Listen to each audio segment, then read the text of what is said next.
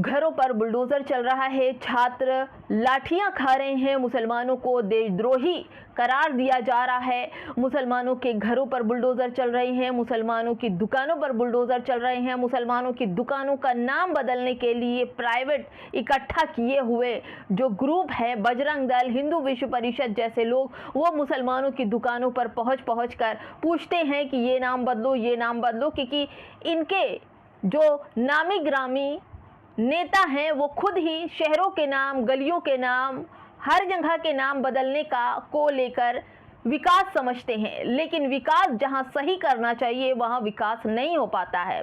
पहले तो अब्दुल के घरों पर खूब बुलडोजर चलता था, कभी नाम पर, कभी दुकान पर, कभी हिंदू मुसलमान के नाम पर, और अब अब्दुल के ही पड़ोसियों पर लगातार बुलडोजर चल रहे हैं। अब्दुल के पड़ोसियों से चीखने और चिल्लाने की आवाज़ें अब विचलित कर रही हैं, क्योंकि मुसलमानों से अब ये लोग नहीं डरते। ये नफरती चिंटू जो हैं वो डरते हैं दीपक कुमार से।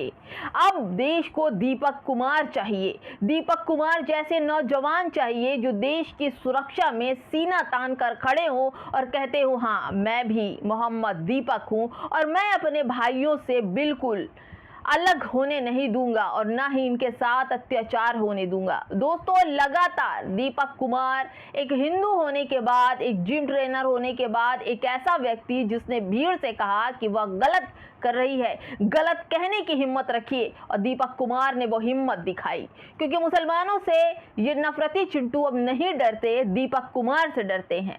अब उसने उनकी पहचान पूछी तो जवाब में दीपक कुमार ने जवाब दिया कि मेरा नाम है मोहम्मद दीपक।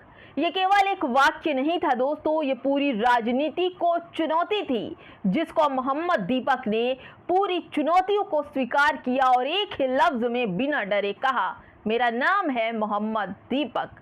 क्योंकि नफरत की राजनीति का पहला नियम है कि मनुष्य को मनुष्य की तरह मत देखो, उसे एक पहचान में बदल दो, और उसकी पहचान होने चाहिए कोई भी धार्मिक झंडा। और तो और दोस्तों, एक खांचे की ज़रूरत होती है, एक लेबल की ज़रूरत होती है, लेकिन मोहम्मद दीपक ने उस लेबल को, उस ढांचे को खुद के अंदर समाया। दूसरे धर्म होने के बाद भी उन्होंने अपना नाम मोहम्मद रखा।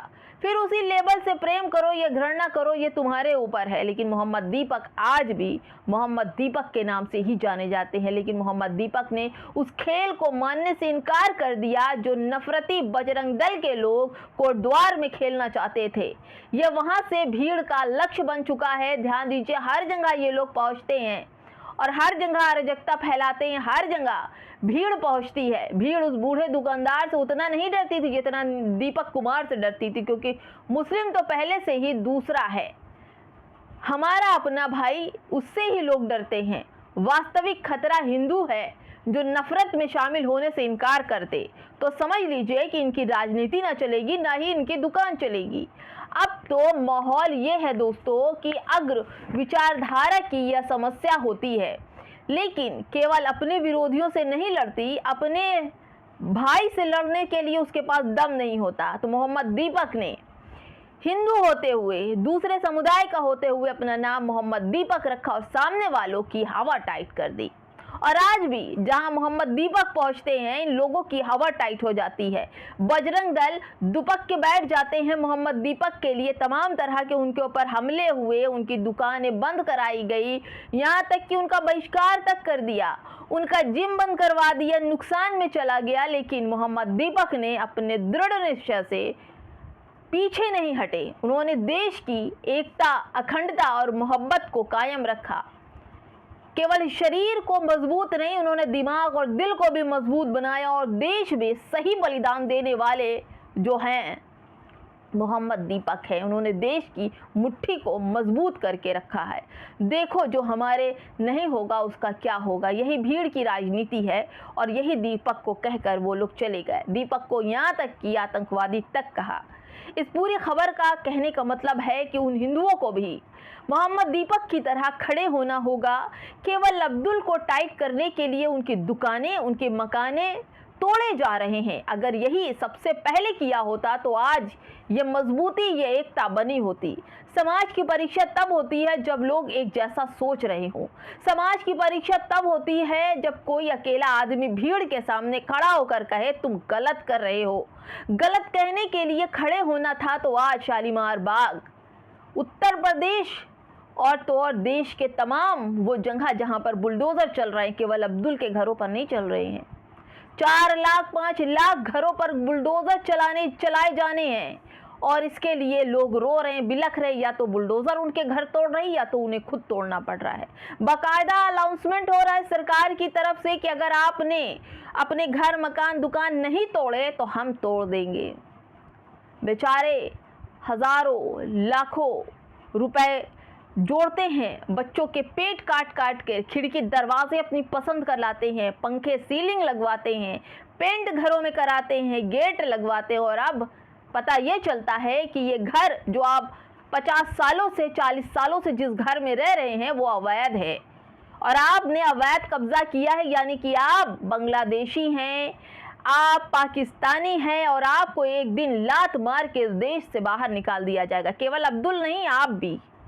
जब आपके पास ना दुकान होगी, ना मकान होगा, ना आपके पास कागज होगा तो आप कौन होंगे? आप तो अब्दुल की ही श्रेणी में आएंगे। ऐसे लोगों को हिंदू पड़ोसियों के घर तोड़ते रोकना चाहिए, अगर एक साथ जुटना चाहिए। दोस्तों, पुलिस फोर्स लगाकर इलाके को छावनी में बदला जा रहा है, डंडों से मार मार कर घरों से बाहर निकाला जा रहा है, बुलडोजर मकान पर चलाए जा रहे हैं।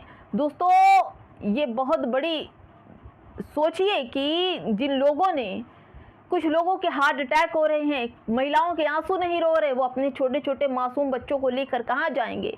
दोस्तों, यही कहती हूँ, जब अब्दुल का घर टूटता है तो लोगों के दांत निकलते हैं, खुशियाँ होती। अब उनके घर भी बुलडोजर चल रहा है। केवल मुसलमानों के घर पर बुलडोजर चलता था तो पूरे देश के व्यापारी अब गरीब झोपड़ियों पर अब चलने लगा है। टाइल्स मोज़ेक वाली बिल्डिंगों पर बुलडोजर चलने लगा, उन्हें निशाना बनाया जा रहा है। सब कहा जा रहा था कि डेड शीट हो गई है, लेकिन अब मोदी सरकार ने सबके साथ न्याय कर दिया। केवल अब्दुल ही न्याय का भागीदार नहीं हुआ, तमाम लोग हो गए हैं। इनकाउंटर हो तो केवल मुसलमानों का होता था, लेकिन अब तो यादवों का भी, दलितों का भी, सबका इनकाउंटर भी हो रहा है। अवैध निर्माण के नाम पर व्यक्तियों की दुकान, घर तोड़ना भी गलत है।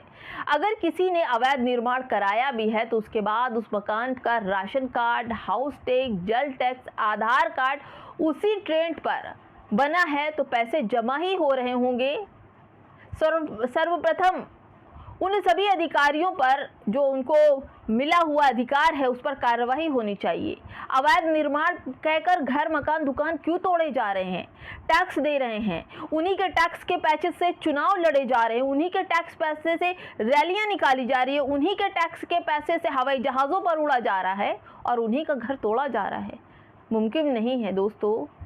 अधिकारियों के प्रति सजग रहिए, जागरूक रहिए। आंखों पर धर्म अंतर का, जो धर्म का पट्टा है उसे उतारिए। ये देश है, भारत देश है, यहाँ हिंदू मुसलमान नहीं चलता है। ये भारत एकता का प्रतीक है। आप पढ़े लिखे हैं व्यक्ति हैं, आप समझदार हैं, आपको इन सब चीज़ों से बाहर निकलना होगा, तभी आप मजबूत बन सकते हैं, अपने घर को बचा सकते हैं। केवल अब्दुल की चूड़ी टाइट करने से आपका भी घर नहीं बचेगा। पहले अब्दुल की चूड़ी टाइट होगी, उसके बाद आपकी चूड़ी टाइट होगी। आपने देखा नहीं, पहले अब्दुल की घर, झोपड़ियाँ छोटी छोटी अपराधों पर तोड़ दिए गए, तब बड़े मज़े आ रहे थे। अब्दुल का घर टूट रहा है, अब्दुल का घर टूटने के बाद इन ज़मीनों को तमाम लोगों को बांट दिया जाएगा, लेकिन ऐसा हुआ नहीं। सरकार अपने खेमे में, अपने खाते में इन ज़मीनों को रख रही है। अब तो उनकी नज़र आपके ऊपर भी है। दाल मंडी देखा बनारस की, मेरठ देखा, संभल देखा, अब शालीमार देखो, लखनऊ देखो, उत्तर प्रदेश देखो। 12 सालों में बस बीजेपी का यही विकास हुआ। आपके बच्चे बैठे हैं सड़क पर, लाठियां खा रहे हैं, सर फट जाते हैं, खून बहते हैं। और आज तो दिल्ली में एक बिल्डिंग गिर गई, 200 से ज़्यादा लोगों के दबे होने की बात सूत्रों के हिसाब से पता चली है। अफसोस की बात है दोस्तों, दोस्तों सबको मोहम्मद दीपक बनना पड़ेगा। मोहम्मद दीपक अगर नहीं होते तो आज उसकी जो मुस्लिम थे उनकी दुकान टूट गई होती, और उनकी दुकान टूटती तो उसके बगल वाले एक हिंदू की भी दुकान टूटती। इसीलिए आप सबको मोहम्मद दीपक, मोहब्बत और खुलूस से रहना। ये देश आप सबका है और सबको इसका साथ देना चाहिए। नमस्कार।